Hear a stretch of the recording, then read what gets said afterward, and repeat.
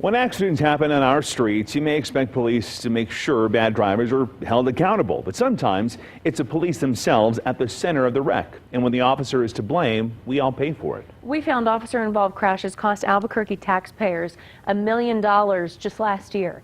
4 Investigates' Jen French is here to reveal if there are any consequences for the officers behind the wheel.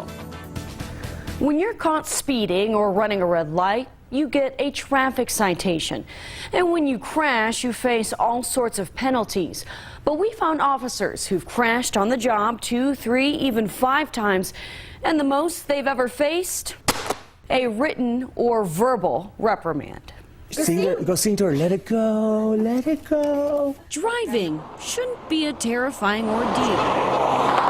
She would scream when she would get into her car seat. She'd tell me, the car seats scare me, and she didn't want to get in it. And she'd go, no, and when I'd go to get her in the car, she'd grab the side of the car door. And Carson Meyers was driving with his kids last year near Constitution and Morris.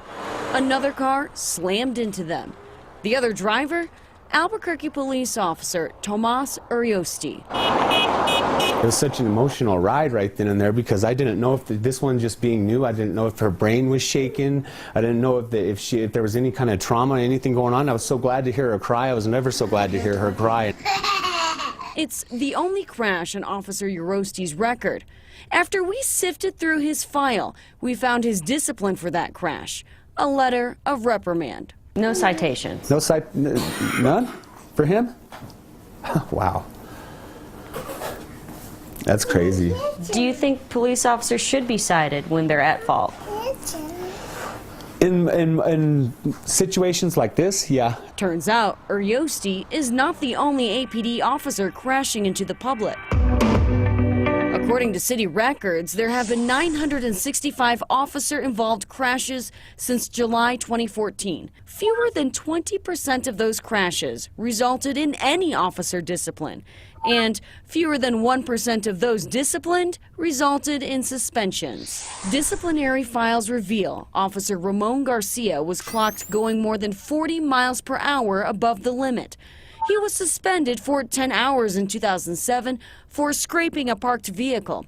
After that incident, he caused 5 more crashes. For each, he got a verbal or written reprimand. First off, are you okay?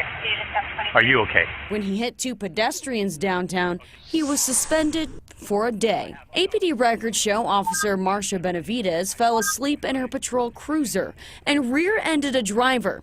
She got a verbal reprimand.